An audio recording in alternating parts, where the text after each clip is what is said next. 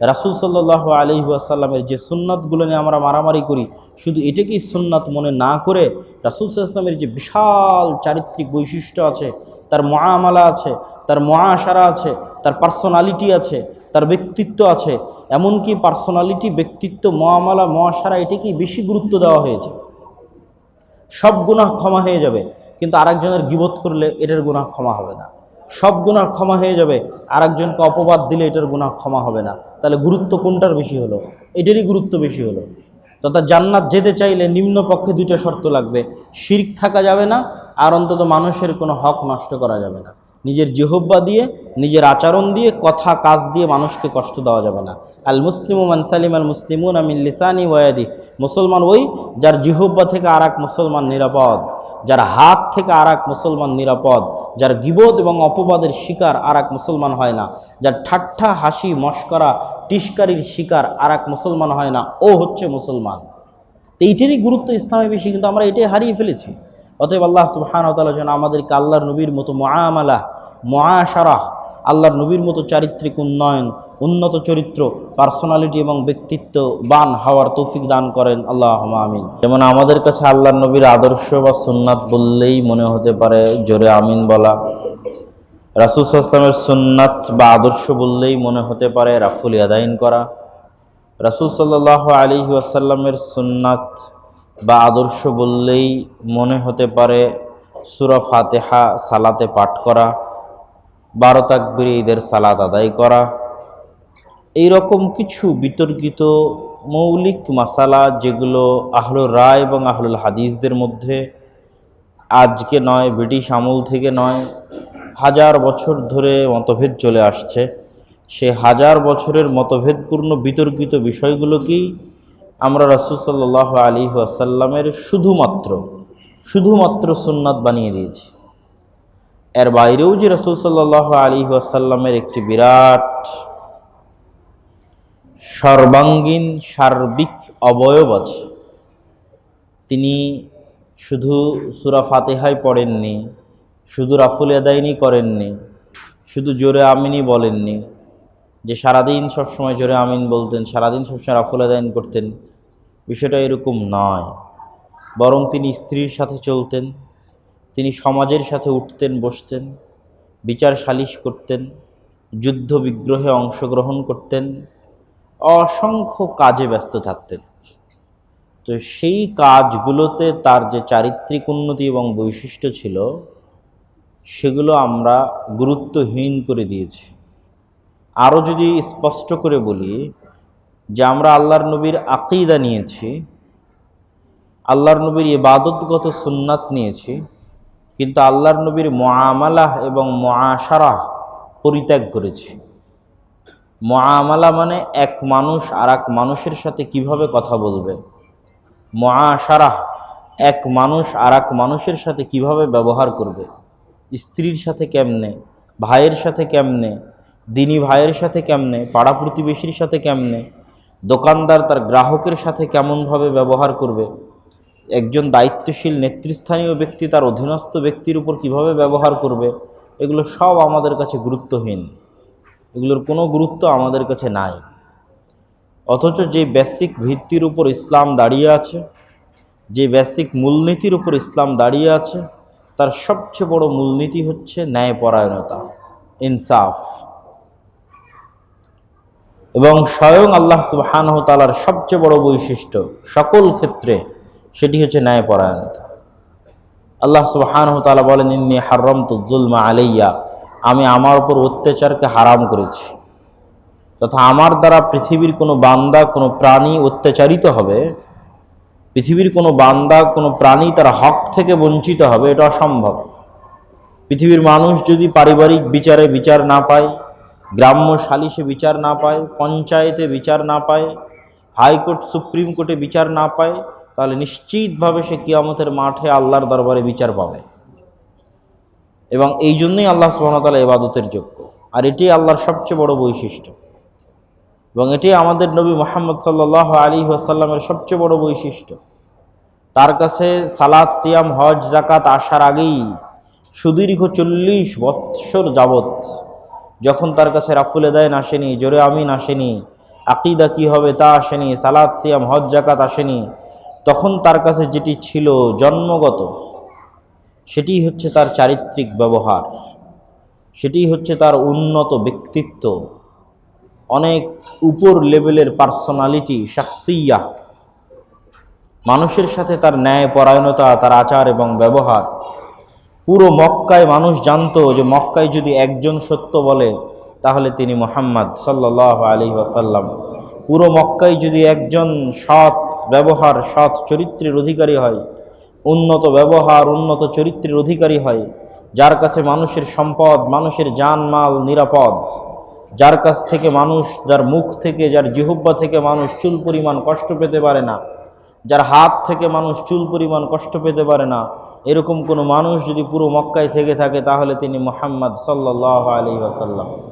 আর আজকে আমি সালাত আদায় করছি, নামাজি, তাহাজ্জুদ গুজার, হাজি, রাফুল আদায়নকারী, জোরে আমিনকারী, কিন্তু সকাল সন্ধ্যা মানুষ আমার জিহ্বা থেকে কষ্ট পায়, সকাল সন্ধ্যা মানুষ আমার আচার ব্যবহারে কষ্ট পায়, সকাল সন্ধ্যা আমি মিথ্যার মধ্যে নিমজ্জিত আছি, সকাল সন্ধ্যা আমি মানুষের সাথে অন্যায় করছি, না ইনসাফি করছি, স্ত্রীর উপর ন্যায়পরায়ণতা করতে পারি না, নিজের বোনের উপর ন্যায়পরায়ণতা করতে পারি না, বাপের সম্পত্তিতে তার উপযুক্ত ভাগ তাকে দিতে পারি না, আমি একজন দায়িত্বশীল হিসেবে, ব্যবসায়ী হিসেবে সকাল সন্ধ্যা আমার গ্রাহককে ধোঁকা দিচ্ছি, আমার চাকরি ধোঁকার উপর, আমার রুজি ধোঁকার উপর, আমি একজন ওসি হিসেবে, এসপি হিসেবে, সাব রেজিস্ট্রার হিসেবে, এসিল্যান্ড হিসেবে নামাজি হলে কি হবে, হাজি হলে কি হবে, আমি আমার দায়িত্বের জায়গায় শতভাগ অন্যায়পরায়ণ এবং মিথ্যুক। এরা কোশ্চিনকালেও মুসলমান হতে পারে না, এরা আল্লাহর নবীর সুন্নাতের অনুসারী হতে পারে না, এরা আল্লাহর নবীর আদর্শের দাবিদার হতে পারে না। এই জন্যই সমগ্র পৃথিবীতে এরা গোলাম। গোলামদের চরিত্র এরকম হয়, আত্মমর্যাদাহীন মানুষ এরকম ধোঁকাবাজ হয়, আত্মমর্যাদাহীন মানুষ এরকম দুর্নীতি পরায়ণ হয়, যেটা মুসলমানদের রক্ত মজ্জা এবং অস্থি মজ্জার সাথে মিশে গেছে।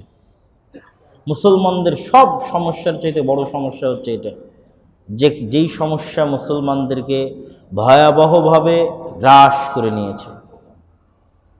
আপনি সমগ্র বাংলাদেশ যদি জরিপ করেন, আমার এবং আপনার দায়িত্বের জায়গার কথা পরে আসছে, সমগ্র বাংলাদেশে যারা যেখানে দায়িত্বশীল আছে তাদের মধ্যে শতকরা 50-60% আপনি নামাজি পাবেন, তাদের মধ্যে শতকরা 70-80% আপনি ওমরা করেছে এরকম পাবেন, ন্যূনতম ওমরা করেছে, হজ করেছে এরকম পাবেন।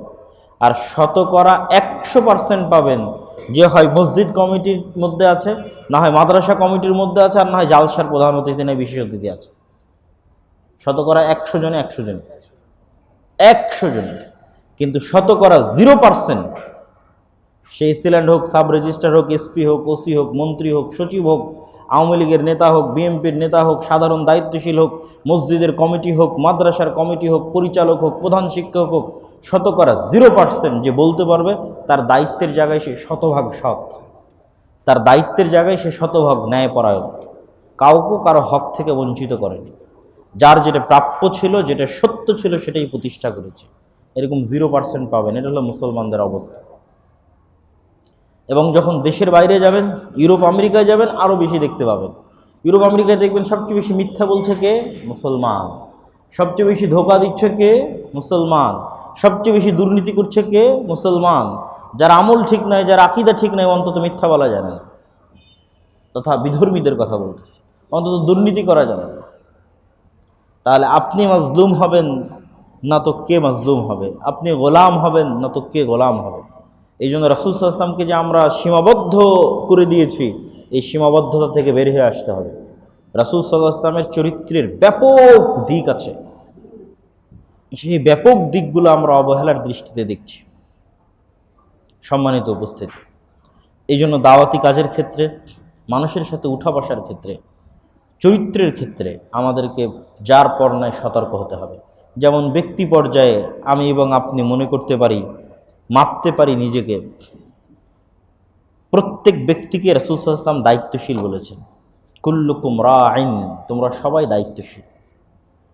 কার অধীনে যদি কেউ না থাকে তো আর নিজের দায়িত্বশীল, ও আর চোখের দায়িত্বশীল, ও আর হাতের দায়িত্বশীল, ও আর পায়ের দায়িত্বশীল, ও আর নফসের দায়িত্বশীল, ও আর জিহ্বার দায়িত্বশীল। তাহলে জিহ্বাকে সঠিক জায়গায় ব্যবহার করছে তো ন্যায়পরায়ণতা প্রতিষ্ঠা করছে। যার জন্য যতটুকু বলা দরকার ততটুকু বলছে, তো ন্যায়পরায়ণতা প্রতিষ্ঠা করছে। যার জন্য যতটুকু বলার দরকার নয় তার চেয়ে বেশি বলছে অথবা কমতি করছে, অন্যায়পরায়ণতার মধ্যে চলে যাচ্ছে। ন্যায়পরায়ণতার সংজ্ঞা হচ্ছে যেই পাত্র যেখানে রাখার যোগ্য সেই পাত্রকে সেখানে রাখা। এই হাত যে যে কাজে ব্যবহার হওয়ার যোগ্য সেই কাজে ব্যবহার করছে, তো ন্যায়পরায়ণতা প্রতিষ্ঠা করছে। যে কাজে ব্যবহার হওয়ার যোগ্য নয় সে কাজে ব্যবহার করছে, তো অন্যায় করছে, জুলুম করছে। এটা গেল আমি কারোর দায়িত্বশীল নই, তখনও দায়িত্বশীল। আর যখন আমি দায়িত্বশীল তখন আমার স্ত্রীর দায়িত্বশীল, আমার ছেলে মেয়ের দায়িত্বশীল, আমার বাপ মায়ের দায়িত্বশীল, আমার ভাই বোনের দায়িত্বশীল। তখন আপনি দায়িত্বশীল হিসেবে কতটা ন্যায়পরায়ণ, তাহলে বোঝা যাবে আপনি মুহাম্মদ সাল্লাল্লাহু আলাইহি ওয়াসাল্লামের কতটা অনুসারী। আপনি আপনার বোনকে বাপের সম্পত্তিতে ভাগ দিতে দেরি করেছেন, গড়িমসি করেছেন। আপনার বোনকে বাপের সম্পত্তিতে ভাগ দিতে গিয়ে দূরে কোথাও দিয়েছেন, কম দামি জমি দিয়েছেন, আপনারটা বেশি দামি জমি নিয়েছেন। তাহলে আপনি যত বড় তাহাজ্জুদ গুজার হন, আপনি অন্তত ন্যায়পরায়ণতা, সততা, ব্যক্তিত্বের জায়গায় মুহাম্মদ সাল্লাল্লাহু আলাইহি ওয়াসাল্লামের অনুসারী নন। শুধু রাফুল আদায়ন করলে আল্লাহর নবীর অনুসারী হওয়া যায় না, শুধু জোরে আমিন বললে আল্লাহর নবীর অনুসারী হওয়া যায় না। চরিত্রে, ব্যক্তিত্বে, পার্সোনালিটিতে রাসূল সাল্লাল্লাহু আলাইহি ওয়াসাল্লামের অনুসারী হতে হবে। যে পুরুষের মেরুদণ্ডই মজবুত নয়, যে সত্য বলাই জানে না, ন্যায়পরায়ণতা প্রতিষ্ঠা করা জানে না, ও তো পুরুষই না, আর মেরুদণ্ড বাঁকা, ও কিভাবে রাসূল সাল্লাল্লাহু আলাইহি ওয়াসাল্লামের অনুসারী হওয়ার দাবি করতে পারে? যে সকাল সন্ধ্যা অর্থের কাছে বিক্রি হয়, সকাল সন্ধ্যা স্বার্থের কাছে বিক্রি হয়, এটাই মুসলমানদের সবচেয়ে বড় সমস্যা। 90%-এরও বেশি মুসলমান মিথ্যুক। ভোটের সময় আসলে আপনি দেখবেন সবাই মিথ্যা কথা বলতেছে গণহারে। মিথ্যা সবচেয়ে সহজ পাপ মুসলমানদের কাছে। সম্মানিত উপস্থিতি, তাহলে আপনি আপনার স্ত্রীর উপর ন্যায়পরায়ণতা করছেন কিনা, এটাও আপনার পরীক্ষা। এইভাবে মানুষ দায়িত্বশীল হতে হতে উপরে উঠতে থাকে। কমিটি, মসজিদ কমিটি, মাদ্রাসা কমিটি, যত উপরে উঠবে, যে দেশের প্রধানমন্ত্রী। ইসলামী রাষ্ট্র মানে কি? আমাদের মধ্যে ভুল ধারণা আছে, আমরা মনে করি ইসলামী রাষ্ট্র মানে এই শুরিটলা মহল্লা ইসলামী হয়ে যাবে কখন? যখন শুরিটলা মহল্লার সবাই মসজিদে নামাজ আদায় করতে আসবে। এটা ভুয়া কথা। এই শুরিটলা মহল্লা ইসলামী হয়ে যাবে কখন? যখন এই শুরিটলা মহল্লার সব মেয়েরা পর্দা করবে। এটা ভুয়া কথা। এই শুরিটলা মহল্লা ওই দিন ইসলামী হবে যেদিন এই শুরিটলা মহল্লায় কেউ কারো দ্বারা মজলুম হবে না, চুল পরিমাণ কেউ কারো হক থেকে বঞ্চিত হবে না। প্রত্যেক বান্দা, এই মহল্লায় বসবাস করা প্রত্যেক মানুষ তার নিজ নিজ হক, তার হক অনুযায়ী, তার ন্যায় বিচার অনুযায়ী, ন্যায় পরায়ণ অনুযায়ী বুঝে পাবে। ওই দিন এটা ইসলামী মহল্লা। বুঝেই না মানুষ ইসলাম কি জিনিস, মুসলমানেরা জানেই না ইসলাম কি জিনিস, ইসলাম কি আর বানিয়ে দিয়েছে কি। এই জন্য আগে বুঝতে হবে যে ইসলাম কি, ইসলামের রাষ্ট্র কি। এই রাষ্ট্রের সকল মানুষ নামাজি হলো এই রাষ্ট্র ইসলামী রাষ্ট্র না। এই রাষ্ট্রের সকল মানুষ পর্দা করলো এই রাষ্ট্র ইসলামী রাষ্ট্র নয়। ইসলামী রাষ্ট্র ওই রাষ্ট্র যেই রাষ্ট্রে তার নাগরিক চিকিৎসার অভাবে মারা যাবে না। ইসলামী রাষ্ট্র ওই রাষ্ট্র যেই রাষ্ট্রে তার নাগরিক খাদ্যের অভাবে মারা যাবে না। ইসলামী রাষ্ট্র ওই রাষ্ট্র যেই রাষ্ট্রের কোনো নাগরিক চুল পরিমাণ তার হক থেকে বঞ্চিত হবে না। ওমর রাদিয়াল্লাহু তাআলা আনহু মদিনা থেকে জেরুজালেম অর্ধেক রাস্তা পায়ে হেঁটেছেন, আর অর্ধেক রাস্তা তার গোলামকে উটের পিঠে বসিয়ে রেখেছেন। কেন? ওমর রাদিয়াল্লাহু তাআলা নিজে 5 ওয়াক্ত সালাত আদায়কারী, তাহাজ্জুদ গুজার, তার ছেলে মেয়ে সব পর্দা করে। যা আপনি ইসলাম বলতে যা বুঝেন তার সবই আছে, কিন্তু আপনি ইসলাম বলতে যেটা বুঝেন ওটা ওমর রাদিয়াল্লাহু তাআলা বুঝতো না। ওমর রাদিয়াল্লাহু তাআলা যেটা বুঝতো ওটা আপনি বুঝেন না। ওমর রাদিয়াল্লাহু তাআলা বুঝতো ইসলাম মানে আমার গোলামের সাথেও আমাকে ইনসাফ করতে হবে। আমার গোলামও যেন কিয়ামতের মাঠে দাঁড়িয়ে না বলতে পারে যে ওমর আমার সাথে ইনসাফ করে। ভয়ঙ্কর এই দিন, অনেক অনেক শক্তিশালী এবং পাওয়ারফুল এবং ভয়ঙ্কর, যা আমাদের বুঝের বাইরে, চিন্তার বাইরে, যেটা আমরা ভাবিও না যে ইসলাম কি। ওই জন্য ওমর রাদিয়াল্লাহু তাআলা অর্ধেক রাস্তা পায়ে হেঁটেছে, শুধু মানুষকে এটা বুঝাতে এবং নিজে এটা প্রতিষ্ঠা করতে যে ন্যায়পরায়ণতা কি আর ইসলামী রাষ্ট্র কি। ইসলামী রাষ্ট্রে খলিফাতুল মুসলিমিন কর্তৃক খলিফাতুল মুসলিমিনের গোলামও শতভাগ ন্যায়পরায়ণতা পাবে। এটা হলো ইসলামী রাষ্ট্র, এটা হলো ইসলামী মহল্লা। শুরুটাল ইসলামী মহল্লা হবে কখন? তখন। আর সকাল সন্ধ্যা মানুষ মিথ্যা নিয়ে ব্যস্ত, ধোঁকা নিয়ে ব্যস্ত, কথা দিয়ে কথা রাখে না। এই আবার কিসের মুসলমান, কিসের নামাজি, কিসের তাহাজ্জুদ গুজারের, সব মুনাফিক, বানু ইসরাইল। আমি বহু বক্তব্যে বলেছি যে এই যুগের মুসলমানেরা বানু ইসরাইল হয়ে গেছে, এবং এটা আমি ইউরোপে গিয়ে নিজের চোখে দেখে এসেছি যারা বানু ইসরাইল হয়ে গেছে। এই জন্য এরা গোলাম, এবং বানু ইসরায়েলের প্রত্যেক ওই স্বভাব যা আল্লাহ কোরআনে বলেছে তার প্রত্যেকটা স্বভাব মুসলমানদের মধ্যে বিরাজমান আছে। আর মুহাম্মদ সাল্লাল্লাহু আলাইহি ওয়াসাল্লাম এবং তার সাহাবীরা যে উন্নত চরিত্রের অধিকারী ছিল, আর একটা চরিত্র মুসলমানদের মধ্যে নেই। হ্যাঁ, ঠিকই আছে, আমরা আকীদা এবং আমল নিয়ে মারামারি গন্ডগোল সবই আছে, কিন্তু রাসূল সাল্লাল্লাহু আলাইহি ওয়াসাল্লামের যে উন্নত চরিত্র ছিল এর একটাও নাই, সাহাবীদের যে উন্নত চরিত্র ছিল এর একটাও নাই। এই জন্য এত ক্যামেরা দিয়েও অত মানুষ দলে দলে ইসলাম গ্রহণ করে না। যখন ক্যামেরা ছিল না, মিডিয়া ছিল না, তখন শুধু মানুষের সাহাবীদের চরিত্র দেখে যত মানুষ দলে দলে ইসলাম গ্রহণ করেছে। গোটা বাংলাদেশ মুসলমান হয়ে গেছে। তখন কোনো মিডিয়া ছিল না, কিছু ছিল না, শুধু যে মানুষগুলো এসেছে তাদের ন্যায়পরায়ণতা, তাদের সত্যবাদিতা দেখে ইসলাম ধর্ম গ্রহণ করেছে। আপনি ইসলামের ইতিহাস পড়ে দেখেন, স্পেনের মুসলমানেরা কেন ইসলাম গ্রহণ করেছিল। স্পেনে তারা মাজলুম ছিল, তাদের হক, তাদের অধিকার দেওয়া হতো না। বাংলাদেশের দলিত, আদিবাসী এবং নিম্ন বর্ণের যারা হিন্দু ছিল, শূদ্র ছিল, ক্ষত্রিয় ছিল, ব্রাহ্মণ বাদে আর যারা বাকি ছিল, তারা সব ছিল তাদের হক থেকে বঞ্চিত। যখন তারা দেখলো একমাত্র ইসলামে মানুষকে সমানভাবে হক দেওয়া হয়, একমাত্র ইসলামে কেউ মাজলুম হয় না, একমাত্র ইসলামে সত্য কথা বলা হয়, তখন ওরা এই ব্রাহ্মণ্যবাদীদের অত্যাচার থেকে বাঁচতে ইসলাম গ্রহণ করেছে। ইসলাম সারা পৃথিবীতে তার চরিত্রিক গুণাবলী দিয়ে ছড়িয়ে গেছে।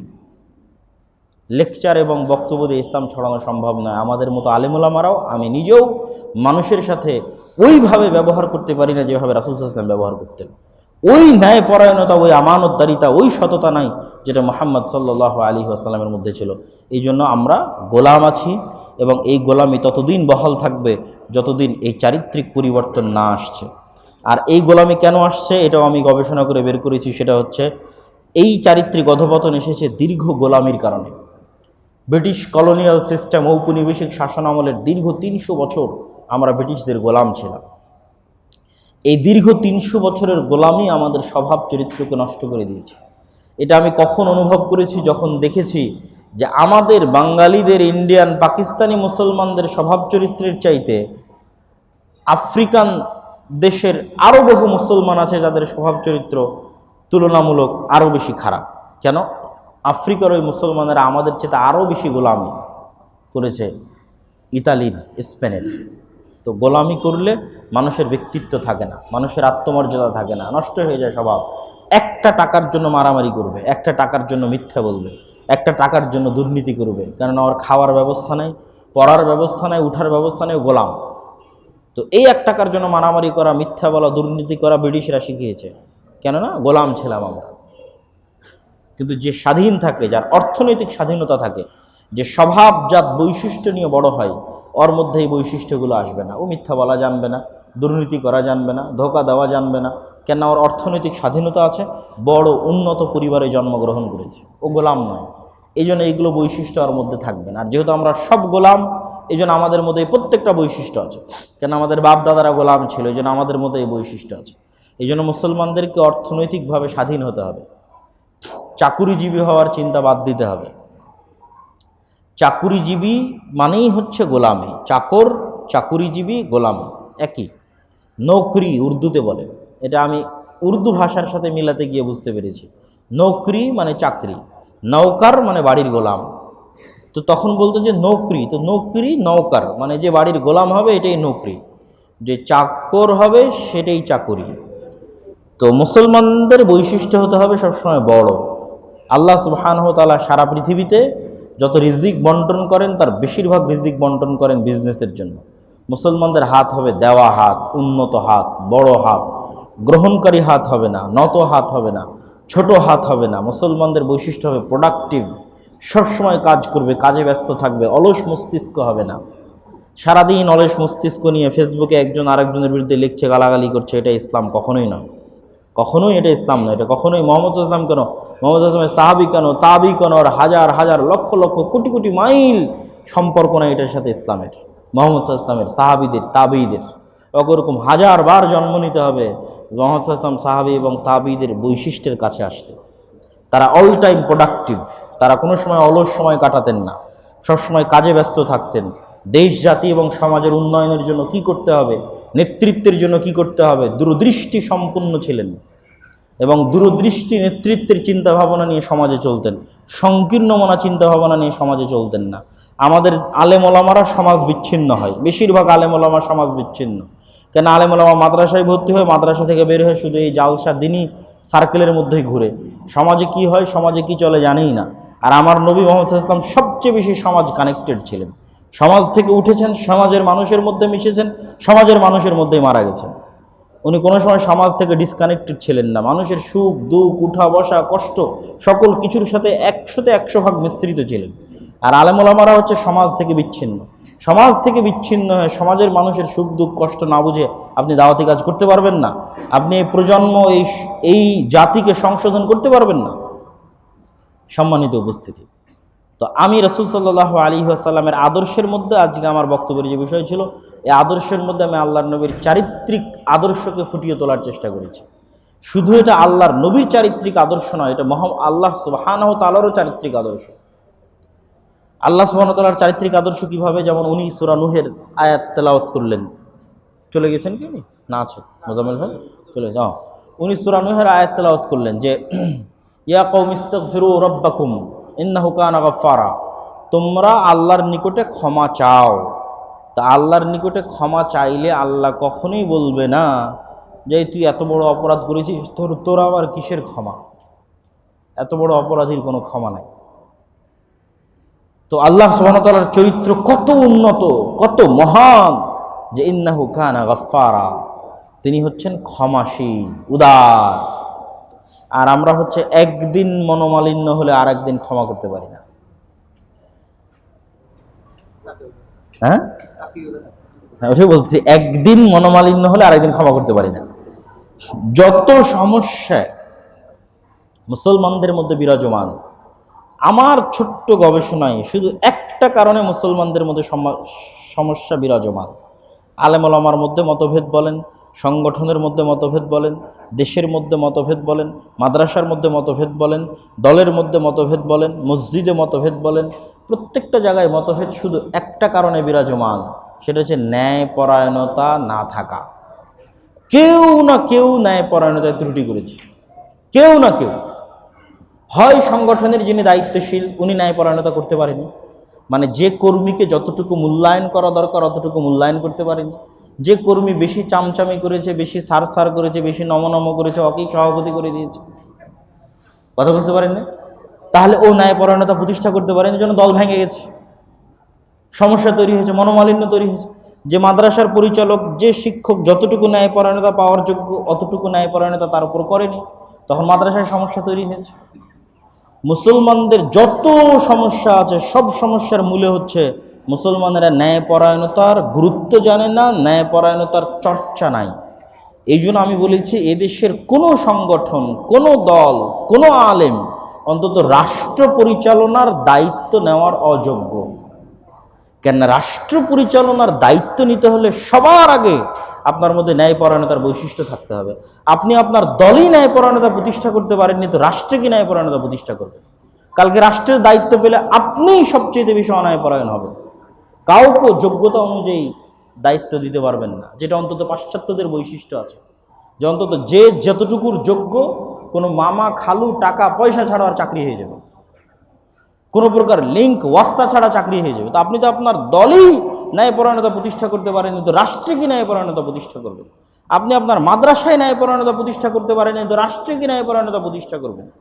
আপনি আপনার পরিবারে ন্যায়পরায়ণতা প্রতিষ্ঠা করতে পারেননি, তো রাষ্ট্রে কি ন্যায়পরায়ণতা প্রতিষ্ঠা করবেন? এই জন্য আমি যদি এটা বুঝাতে না পারি তাহলে এটা আমার ব্যর্থতা। আগে বহুদিন আপনার হাদিস পাঠ করেছি যে সাবআতু ইউদিল্লুহুমুল্লাহ ইয়াউমা লা দিল্লা ইল্লা দিল্লুহ, 7 শ্রেণীর মানুষকে আল্লাহ আরশের ছায়া দিবে। তার 1 নম্বরে আছে ইমামুন আদিল, ন্যায়পরায়ণ শাসক। তো আগে শুধু অনুবাদ করে চলে গেছি, কিন্তু ইউরোপ থেকে ঘুরে আসার পর আশ্চর্য হই, এই হাদিস পড়লে আশ্চর্য হই, কেমনে আল্লাহর নবী বললেন যে 7 শ্রেণীর মানুষকে কিয়ামতের মাঠে আল্লাহর বিশেষ ছায়া দেওয়া হবে, তার 1 নম্বর হচ্ছে যে ন্যায়পরায়ণ। বলেন আল্লাহু আকবার।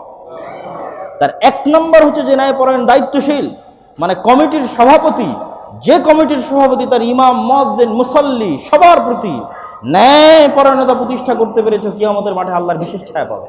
তাহলে তাহাজ্জুদ গুজারের চাইতে শ্রেষ্ঠ, এ সালাত আদায়কারীর চাইতে শ্রেষ্ঠ, এ সিয়াম পালনকারীর চাইতে শ্রেষ্ঠ, সকলের চাইতে শ্রেষ্ঠ। কেন বাকি স্তরগুলো পরে আসতেছে।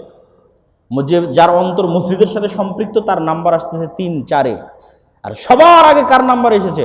কমিটির ওই সভাপতি যে তার মসজিদে ন্যায়পরায়ণতা প্রতিষ্ঠা করেছে, মাদ্রাসার ওই পরিচালক যে তার মাদ্রাসায় ন্যায়পরায়ণতা প্রতিষ্ঠা করেছে, সংগঠনের ওই আমির, ওই সভাপতি যে তার সংগঠনের ন্যায়পরায়ণতা প্রতিষ্ঠা করেছে, AC land, sub registrar, OC, DC, SP, সচিব, প্রধানমন্ত্রী, এমপি, মন্ত্রী যে তার দায়িত্বের জায়গায় থেকে ন্যায়পরায়ণতা প্রতিষ্ঠা করেছে, চেয়ারম্যান, মেম্বার যে তার দায়িত্বের জায়গা থেকে ন্যায়পরায়ণতা প্রতিষ্ঠা করেছে, এরা সব আল্লাহর বিশেষ ছায়া পাবে। কিন্তু এই একটা জায়গাতেই মুসলমানেরা এখন নাম্বার পাবে 0। ঢালাও গড়ে মুসলমানেরা নাম্বার পাবে 0, এবং এই একটা কারণেই মুসলমানেরা গোলাম। অনেকগুলো কারণে গোলাম, তার মধ্যে এটা একটা কারণ। আর একটা কারণ হচ্ছে অর্থনৈতিক স্বাধীনতা না থাকা, যেটা আমি আগের পয়েন্টগুলো আবার এদিকে ঘুরে আসলাম, যে চাকুরিজীবী হওয়ার ধান্দা, বড় কিছু করার চিন্তা ভাবনা নাই। এটা হচ্ছে অর্থনৈতিক স্বাধীনতাকে লিমিটেড করে দিয়েছে মুসলমানদের জন্য। এবং সুদ প্রত্যেক মানুষের অর্থনৈতিক স্বাধীনতাকে নষ্ট করে। সুদ প্রত্যেক মানুষকে গোলাম বানায়। প্রত্যেক মানুষকে বলেছি, মুসলমানকে বলিনি।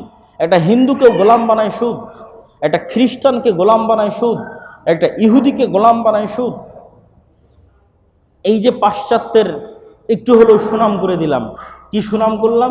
যে ওরা অন্তত মুসলমানদের মতো মিথ্যা বলে না, মুসলমানদের মতো অন্যায় করে না, ন্যায়পরায়ণতা আছে। কিন্তু যতই দেখেন আপনি পাশ্চাত্যের এই চাকচিক্যের মধ্যেও একটা ফাঁক আছে। পাশ্চাত্যের এই যে চাকচিক্য, যে হ্যাঁ আপনি আপনার যোগ্যতা অনুযায়ী মর্যাদা পাবেন, আপনি অন্তত বিনা চিকিৎসায় ইংল্যান্ড আমেরিকায় মারা যাবেন না, প্রধানমন্ত্রী যেই রকম চিকিৎসা সুবিধা পাবে আপনি ওই চিকিৎসা সুবিধা পাবেন, আপনি অন্তত বিনা খাবারে মারা যাবেন না, রাষ্ট্র আপনার দায়িত্ব পালন করবে। কিন্তু ওর মধ্যেও একটা ফাঁক আছে, সেটা হচ্ছে অর্থনৈতিক স্বাধীনতা না থাকা। কেননা এমন সিস্টেমে রাষ্ট্র তৈরি হয়েছে, আপনি একটা সারা জীবন চেষ্টা করে একটা বাড়ি কিনতে পারবেন না সুদের ভিত্তিতে লোন না নিলে। বাড়ি করতে পারবেন না, একটা গাড়ি কিনতে পারবেন না সুদের ভিত্তিতে লোন না নিলে। এটা হচ্ছে অর্থনৈতিক স্বাধীনতাকে লিমিটেড করে দেওয়া, সুদের মাধ্যমে আপনার পায়ে গোলামির জিঞ্জির আটকে দেওয়া। তো সুদের মাধ্যমে গোলামির জিঞ্জির শুধু মানুষের পায়ে আটকানো যায় না, দেশের পায়েও আটকানো যায়। পাকিস্তান, বাংলাদেশের মতো থার্ড ওয়ার্ল্ড কান্ট্রি, এই যে ফিলিস্তিনে লক্ষ লক্ষ কোটি কোটি মুসলমানকে হত্যা করা হয়েছে, কেউ কথা বলে না কেন? ওই যে হাজার হাজার মুসলমানের পায়ে, আর এই যে 50-এর অধিক মুসলমান দেশের পায়ে সুদের অর্থনৈতিক গোলামির জিঞ্জির পরানো আছে। তো কি কথা বলবো? এটা যে গোলামির জিঞ্জিরের একটা বড় মাধ্যম হচ্ছে সুদ। গোলামির জিঞ্জিরের একটা বড় মাধ্যম হচ্ছে মুসলমানই মারামারি কাটাকাটি। যেমন আব্দুর রহিমের সাথে গল্প হলো, আব্দুর রহিম বলতেছে যে এই যে তারা ত্রাণ পাঠাচ্ছে ফিলিস্তিনের মুসলমানদের জন্য, তো এই ত্রাণের মধ্যেও এমন এমন সিন্ডিকেট আছে যে মুসলমানের রক্ত বিক্রি করে খেয়ে নিবে। মুসলমানের রক্ত বিক্রি করে খাবে, দালালি করে, ধোকা দিয়ে, মিথ্যা বলে। এই ত্রাণে মানে যেখানে ফিলিস্তিনের মুসলমান মারা যাচ্ছে তাকে আপনি খাবার পাঠাবেন, এই খাবারের মধ্যে এমন সিন্ডিকেট আছে ফিলিস্তিন এবং মিশরে, সবই মুসলমান আর এক মুসলমানের রক্ত বেঁচে খেয়ে নেবে। তখন আব্দুর রহিম আমাকে বলতেছে যে আমি ত্রাণের কাজ করতে গিয়ে তোমার ওই বক্তব্য বুঝতে পারলাম, তুমি যে বলো মুসলমানেরা সব বানু ইসরাইল হয়ে গেছে, তো এই কথা ঠিক।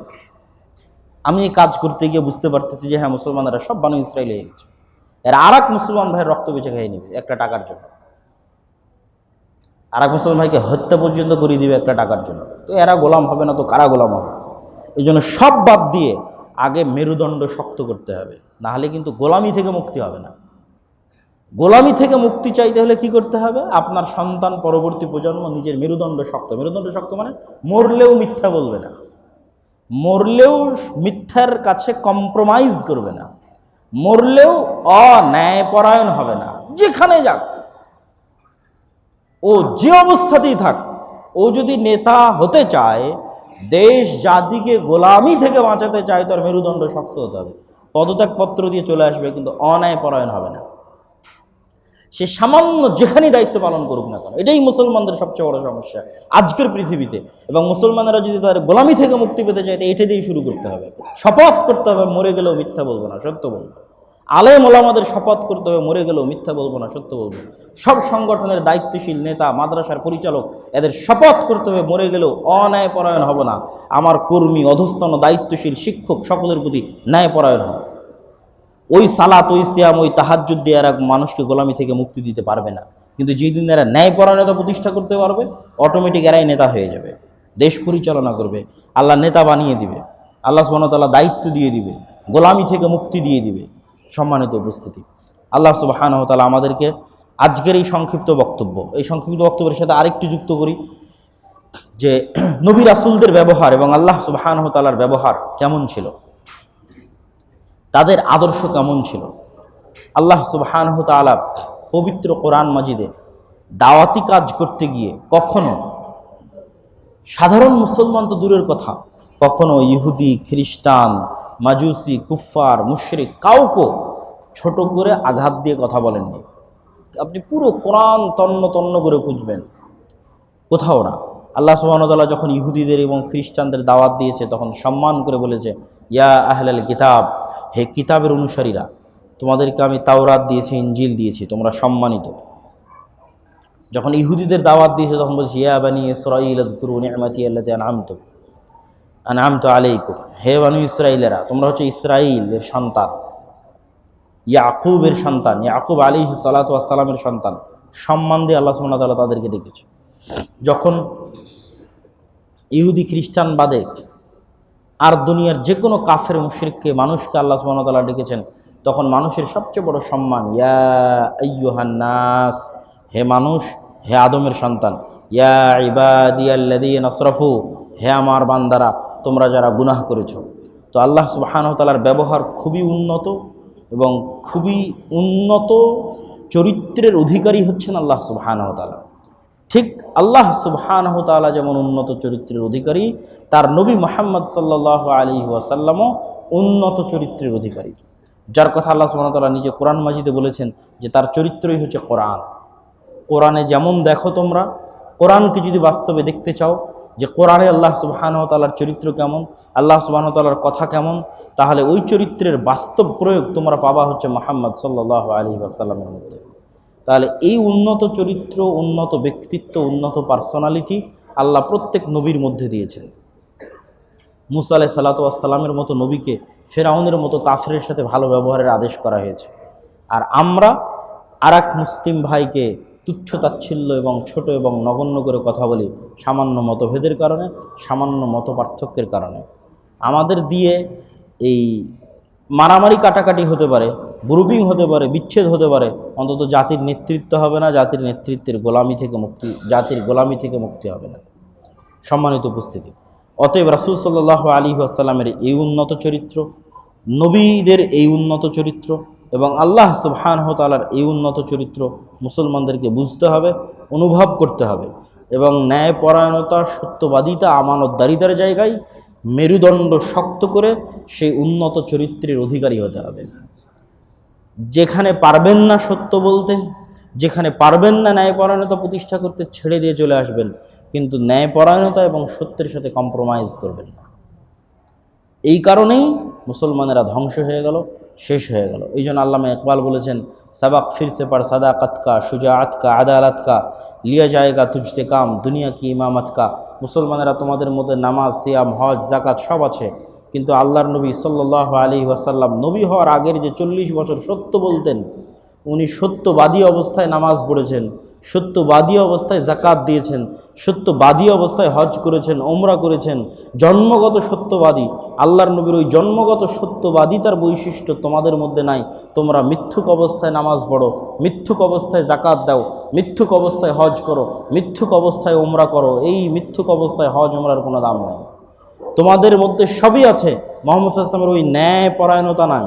মুহাম্মদ সাল্লাল্লাহু আলাইহি ওয়াসাল্লাম সালাত আদায় করেছেন শতভাগ ন্যায়পরায়ণ অবস্থায়, জাকাত দিয়েছেন ন্যায়পরায়ণ অবস্থায়, তিনি রাতে উঠে তাহাজ্জুদের সালাত আদায় করেছেন মানুষের সাথে ন্যায়পরায়ণ থাকা অবস্থায়, তিনি দান সাদাকা করেছেন ন্যায়পরায়ণ থাকা অবস্থায়, হজ ওমরা করেছেন ন্যায়পরায়ণ থাকা অবস্থায়। আর তোমাদের এই প্রত্যেকটা ইবাদত তোমরা এমন সময় করছো যখন তোমরা দুনিয়ার হাজারো মানুষ, হাজারো ব্যক্তি, হাজারো আত্মীয় স্বজন, পাড়া প্রতিবেশীর সাথে তোমরা অন্যায়পরায়ণ, নিজের স্ত্রী, নিজের ভাই বোন, ছেলে মেয়ে, অধীনস্থ কর্মকর্তা কর্মচারীর প্রতি তোমরা অন্যায়পরায়ণ। এই অন্যায়পরায়ণ অবস্থায় তোমার সালাম, তোমার সিয়াত, তোমার হজ, জাকাত দিয়ে তোমার গোলামি থেকে মুক্তি হবে না। গোলামি থেকে মুক্তি চাইলে এই যে বৈশিষ্ট্যগুলো তোমার নবীর ছিল, এই বৈশিষ্ট্যগুলো তোমাদের মধ্যে ফিরিয়ে আনতে হবে। সম্মানিত উপস্থিতি, আল্লাহ সুবহানাহু ওয়া তাআলা আমাদেরকে আজকের এই সংক্ষিপ্ত আলোচনা বুঝে আগে আল্লাহ সুবহানাহু ওয়া তাআলার নিকটে দোয়া করি, আল্লাহ সুবহানাহু ওয়া তাআলা আমাদেরকে, আমাদের আলেম ওলামাদেরকে, আমাদের দায়িত্বশীলদেরকে এবং মুসলমানদেরকে সত্যবাদী, আমানতদার, ন্যায়পরায়ণ হওয়ার তৌফিক দান করুক, আল্লাহুম্মা আমিন। আল্লাহ সুবহানাহু ওয়া তাআলা আমাদেরকে রাসূল সাল্লাল্লাহু আলাইহি ওয়াসাল্লামের যে সুন্নাতগুলো নিয়ে আমরা মারামারি করি, শুধু এটাকেই সুন্নাত মনে না করে রাসূল সাল্লাল্লাহু আলাইহি ওয়াসাল্লামের যে বিশাল চারিত্রিক বৈশিষ্ট্য আছে, তার মুআমালা আছে, তার মুআশারা আছে, তার পার্সোনালিটি আছে, তার ব্যক্তিত্ব আছে, এমনকি পার্সোনালিটি, ব্যক্তিত্ব, মুআমালা, মুআশারা এটাকেই বেশি গুরুত্ব দেওয়া হয়েছে। সব গুনাহ ক্ষমা হয়ে যাবে, কিন্তু আরেকজনের গীবত করলে এটার গুনাহ ক্ষমা হবে না।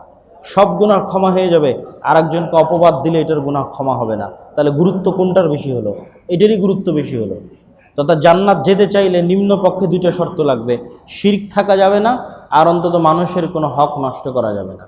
নিজের জিহ্বা দিয়ে, নিজের আচরণ দিয়ে, কথা কাজ দিয়ে মানুষকে কষ্ট দেওয়া যাবে না। আল মুসলিমু মান সালিম আল মুসলিমুনা মিন লিসানি ওয়া ইয়াদি।